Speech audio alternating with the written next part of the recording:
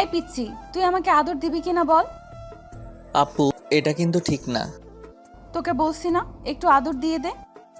আপু, তুমি এগুলো কি বলো? দেখো, এটা ঠিক না। তাছাড়া আমি না তোমার ছোট ভাইয়ের মতো। তুই কি নিজের ইচ্ছায় করবি নাকি আমাকে সবটা জোর করে করতে হবে? আপু প্লিজ এগুলো করো না। দেখো, এগুলো বাইরে জানাজানি হলে অনেক ঝামেলা হয়ে যাবে। তাছাড়া তুমি না আমাকে ভাইয়ার চোখে দেখো, তাহলে এখন এইগুলো করতেছো যে?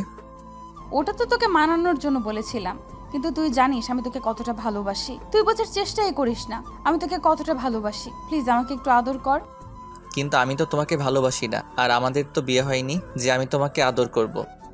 তুই আমাকে আদর কর, তারপর আমরা বিয়ে করে নেব। আর তোকে আমি বোঝাতে চাইছিলাম, কিন্তু তুই বুঝতে পারছিস না। আর আজকে আমি দেখতে চাই তুই কতটুকু আদর করতে পারিস আমাকে। কিন্তু আপু, এটা তো ঠিক না। বিয়ের আগে এগুলো করা বাজে। আর তাছাড়া এইগুলোকে সবাই রুম ডেট বলে। আর তুমি আমার সাথে এগুলো। কুত্তা, তোকে বলছি না তুই আমাকে আপু বলবি না। আপু না বললে কি বলবো? তুমি তো আমার আপুই হও। তুমি না সবার সামনে বলেছিলে তোমাকে আপু বলে ডাকতে, তাহলে আজকে বলতেছো এমন যে আর আমি তো তোমার থেকে ছোট, তাহলে তো তুমি আমার আপুই হও। বলেছিলাম, কিন্তু এখন থেকে আর বলবি না। আর যদি বলিস আমার থেকে খারাপ আর কেউ হবে না। শোন, তোকে আমি ভালোবাসি, তোকে আমি কাছে পেতে চাই, অনেক বেশি আদর পেতে চাই। অনেক ভালোবাসবি, যদি না করিস তাহলে কিন্তু আমি কান্না করব। আপু, এর জন্য কান্নাকাটি করতে হবে কেন? আর তুমি জানো না এগুলো ঠিক না? তাহলে তোমার মাথায় কে এসবের বুদ্ধি ঢুকালো বলো? এই উল্টাপাল্টা কাজগুলো প্লিজ করো না, তাহলে তো তুমি আম্মু হয়ে যেতে পারো তুমি। সবই তো জানিস, তাহলে এত ন্যাকা সাজার চেষ্টা করছিস কেন? আমি তো চাই তোর বেবির আম্মু হয়ে যেতে। আমি তো চাই তোর থেকে ভালোবাসাটা পেতে। তাহলে তুই কেন আমাকে আদর করতে পারবি না? নাকি আমি দেখতে সুন্দর না? আমি কোথায় ন্যাকা সাজার চেষ্টা করলাম? আমি যেমন সহজ সরল তেমনই থাকার চেষ্টা করি। আমি এগুলো করতে পারবো না। আর তুমি দেখতে সুন্দর, যে কোনো ছেলে তোমাকে কাছে পেতে চাইবে। কিন্তু আমি চাই না এগুলো বিয়ের আগেই হোক। ও, তার মানে তুই চাস বিয়েটা হোক, তাই তো? আর বিয়ের পর তুই আমাকে আদর করবি তো? আপু, তুমি কেন পাগলামি করতেছো? এগুলো ঠিক না। তুমি জানো না, তারপরও এরকম পাগলামি কেন? কিসের জন্য করতেছো তোমাকে আমি বোঝাতে পারি না। এই পাগলামিগুলো করা ঠিক না। এগুলো বন্ধ করো প্লিজ। আমি তো তোমার ছোট ভাইয়ের মতো। আর তুমি আমার সাথে এগুলো করো? বাইরের মানুষ জানাজানি হয়ে গেলে অনেক কেলেঙ্কারি হয়ে যাবে প্লিজ। বাইরের বাইরের মানুষ জানবে কেন? আমি আর তুই জানবো, আর কেউ জানবে না। তাই প্লিজ তুই আমাকে একটু আদর কর। কিন্তু আমি তো তোমাকে ভালোবাসি না, তোমাকে আপুর চোখে দেখি। তাহলে আদর করব কেন? আমি খুব ভালো করে জানি তুই আমাকে কতটা পছন্দ করিস, আর দূর থেকে যে আমাকে লুকিয়ে লুকিয়ে দেখিস সেটা আমি খুব ভালো করেই জানা আছে। কে বললো তোমাকে এসব কথা? আর আমি তোমাকে ভালোবাসি এটা ঠিক, কিন্তু আপুর চোখে, অন্য কোনোভাবে নয়। তাহলে তুমি এটা উল্টাপাল্টা বলতেছো কেন? একদম মিথ্যা বলবি না। আমি তোর ফ্রেন্ডের থেকে শুনেছি তুই আমাকে সেই কলেজের প্রথম দিন থেকেই প্রেমে পড়ে গেছি। তারপর যখন ভেবেছিস আমি সিনিয়র, তখন আমার থেকে দূরে সরে থাকার চেষ্টা করেছিস। কিন্তু আমি তোকে অনেক শাসন করতাম বলে তুই আমার উপর দুর্বল হয়ে পড়েছিলি। তারপর আমার সব কথাই শুনতি। তোর ফ্রেন্ড আমাকে বলেছে তুই আমাকে প্রচন্ড পরিমাণে ভালোবাসিস। তাহলে আমাকে আদর করতে পারবি না কেন? নাকি আমাকে তোর কাছে পেতে ইচ্ছে করে না? বাবু, আমি জানি তুমি আমাকে কতটা ভালোবাসো। প্লিজ একটু আদর করো আমাকে। হ্যাঁ বাসি, কিন্তু আমি চাই না আমাদের মাঝে এমন কিছু হোক। আর তুমি তো আমাকে ভালোবাসো না। আমাকে ভালোবেসে সবকিছু বলতেছো না? তুমি তো রাগের মাথায় এগুলো বলতেছো, তাই না? তোকে এগুলো কে বললো? তোকে যেটা বলতে বলেছি তুই সেটা কর। তুই এইসব উল্টাপাল্টা কথা কোথা থেকে শুনলি বল? আপু, আমি খুব ভালো করেই জানি তখন তুমি আমার ফ্রেন্ডের সাথে আমাকে কথা বলতে দেখে আমার উপরে রাগ করেছো, তাই না? এই জন্য এখন আমাকে জোর করে এখানে উঠিয়ে নিয়ে আসছো, আর আমাকে কথা বলার ছলে এখানে এনে এসব করতে বলতেছো, তাই না?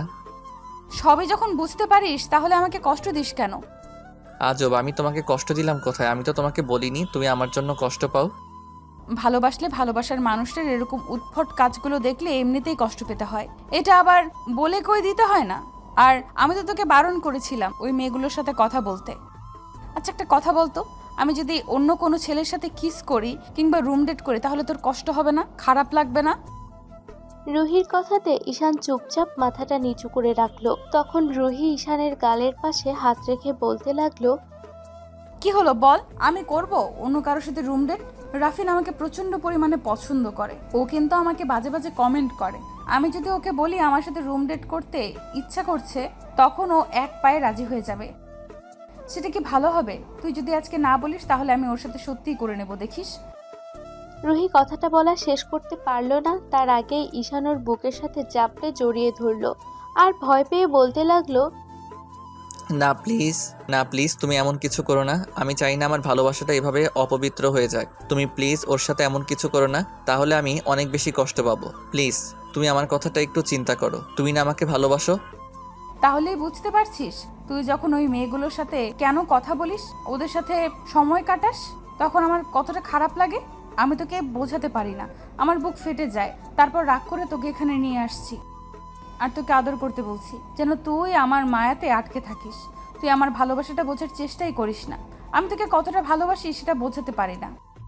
কে বলেছে আমি তোমাকে ভালোবাসি না? প্রচন্ড পরিমাণে ভালোবাসি, আর বুঝতেও পারি। তুমি এমন করে হঠাৎ এসব কথা বলতেছো, ওই জন্য অবাক লাগতেছে। কিন্তু দেখো, এই ভালোবাসাটা তো তোমার ফ্যামিলির কেউ মেনে নেবে না। তুমি জানো তোমার আব্বু আর ভাইয়া কতটা রাগী। ওরা যদি জানতে পারে তুমি আমার থেকে 2 বছরের সিনিয়র, তাহলে ওরা কখনোই আমাদের সম্পর্কটা মেনে নেবে না। তখন কি হবে? যা হবার হবে। আমরা ওই জন্যই তো আমি তোকে আদর করতে বলেছি। কিন্তু আদর করলে তো তুমি মা হয়ে যেতে পারো, তখন কি হবে বলো তো? আমাদের একটা বেবি চলে আসলে তখন তো ওরা আর কেউ আমাদের অস্বীকার করতে পারবে না। আর তুই তো আমাকে ভালোবাসিস, বল বিয়ে করবি না আমাকে? আমি তোমাকে যে কোনো মূল্যে কাছে পেতে রাজি, কিন্তু তুমি এসব কি বলতেছো? বিয়ের আগে তো এগুলো ঠিক না, বলো। আমি ওই জন্যই বলছি, যেন কেউ আমাদের অস্বীকার করতে না পারে। তাছাড়া বিয়ের আগে যদি তুই আমাকে প্রেগনেন্ট করে দিস, তাহলে আব্বু আম্মু আর তোর আব্বু আম্মু আমাদের মেনে নিতে বাধ্য হবে। ওই জন্যই আমি তোকে বলতেছি।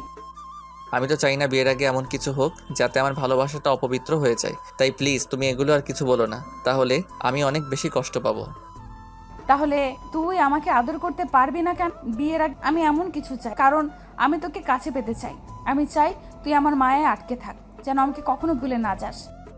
এগুলো তো ঠিক না। তুমি কেন বুঝতে পারছো না যে এগুলো করলে মানুষ বাজে বলবে? আর বিয়ের আগে যদি হয়ে যাও, তাহলে তোমার পরিবারের মানুষগুলো খেপে যাবে আর আমাদেরকে আলাদা করেছে দেওয়ার চেষ্টা করবে। কেন তুই বলতে পারবি না তুই আমাকে ভালোবাসিস, তুই আমাকে নিজের করে পেতে চাস? এই বেবিটা তোর, আমরা বিয়ে করে নিয়েছি। তুই এই কথাগুলো বলতে পারবি না? তাহলে দেখবি ওরা আমাদের আলাদা করতে পারবে না।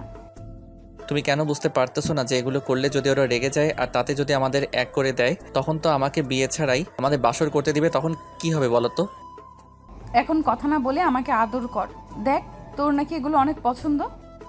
কে কে বললো তোমাকে এগুলো? আমাকে বলতে হবে না, আমি খুব ভালো করে জানি ছেলেদের দুর্বলতা কোথায়। তাই এখন কথা না বলে একটু আদর করে দে। ঈশান চুপ করে রইল।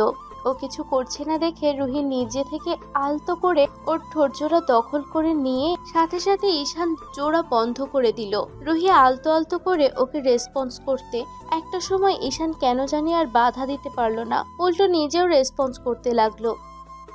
তারপর একটা সময় ঈশান ওকে নিজের ওপর থেকে বিছানায় ফেলে দিয়ে তারপর রুহির শরীরের ওপর পুরো ভরটা ছেড়ে দিল। ঈশানের এমন ধরা কর্মকাণ্ডে রুহি একটু মুচকি হাসি দিল, তারপরও বলতে লাগলো, তুই এমন কেন রে? তুই বুঝতে পারিস না এগুলো করলে আমার কেমন যেন লাগে? সবে তো মাত্র শুরু করলাম, তাতেই তুমি বাধা দিতেছো? আচ্ছা ঠিক আছে, করতে হবে না। আর তারপর যদি তুমি ব্যথা পেতে শুরু করো, তখন তো কান্না করবে। এই না, তুই প্লিজ আমাকে আদর কর। আর প্রথমবার তো তাই এমন লাগতেছে। আচ্ছা সত্যি করে একটা কথা বলো তো, তোমার কি এটাই প্রথমবার নাকি অন্য কেউ? তোর কি আমাকে দেখে ওরকম বাজে মেয়ে বলে মনে হয়? আমি কি অতটা ফাজিল নাকি লুচু, যার তার সাথে রুম ডেট করে বেড়াবো? তাহলে বললে কেন ডাফিনের সাথে রুম ডেট করবে? আমার তো অন্য কিছু মনে হচ্ছে। তুমি বুঝলে কি করে ইয়ে করলে ভালো লাগে? তাছাড়া এরকম করে ইয়ে চাইতেছো কেন? আমার তো সন্দেহ মনে হচ্ছে তুমি উল্টাপাল্টা কিছু করনি তো এর আগে। তো সন্দেহ থাকলে তুই সন্দেহটা চেক করে নে। এখন কথা না বলে আমাকে আদর কর। ঈশান কথা না বাড়িয়ে ব্যস্ত হয়ে পড়ল। তারপর আলতো করে চুমু দিতে রুহি ঈশানকে শক্ত করে জড়িয়ে ধরলো আর কেমন যেন ঘন ঘন নিঃশ্বাস নিতে শুরু করলো। ঈশান জানে না রুহিকে কেন যেন আটকে দিতে পারলো না, আর নিজেকেও আটকাতে পারলো না। এমন করে কেউ কারো মায়ায় ফেললে সেটা আটকানো অসম্ভব। ঈশান জানে এ সম্পর্কটা হওয়া ঠিক না, কিন্তু রুহিকেও হারাতে চায় না, তাই এমন করে ওর সাথে তাল মিলালো।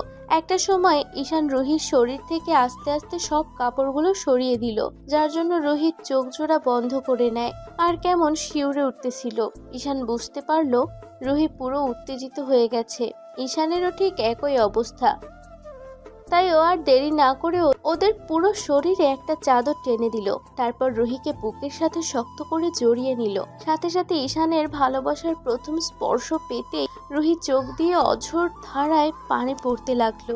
ঈশানের সেদিকে কোনো খেয়ালই নেই, ও রুহিকে ভালোবাসতে ব্যস্ত। তারপর একটা সময় রুহি ঈশানকে বুকের সাথে শক্ত করে জড়িয়ে ধরে রেখে ভালোবাসাটা ফিল করতে লাগলো।